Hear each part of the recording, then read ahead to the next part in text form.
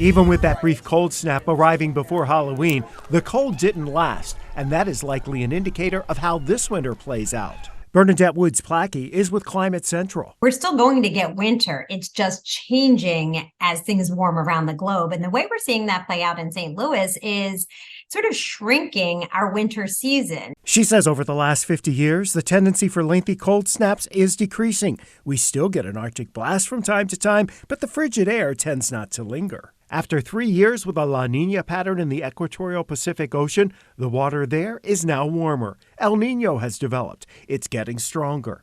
The Pacific Ocean holds clues to the larger climate patterns that drive seasonal weather. Dr. Tony Lupo is an atmospheric scientist at Mizzou. What we call classic El Niños, that tends to have a very strong signal in the northern tier of states where things are well above normal temperature-wise and well below normal precipitation-wise.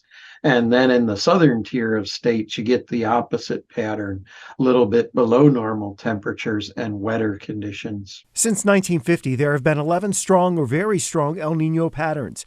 In St. Louis, some have been wetter than average, some drier, some warmer than average, others not so much. In most of those 11 years, snowfall was a little lower than normal. I-70 and Columbia and St. Louis are right in that middle ground between the two strong signals.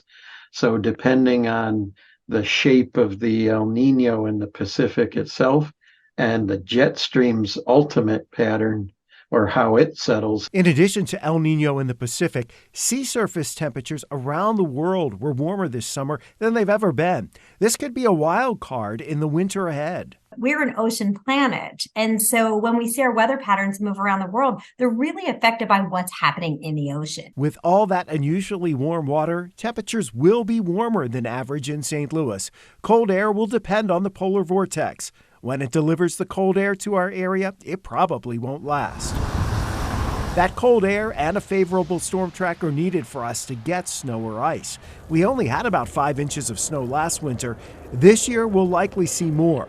Overall, though, near or a bit below average precipitation.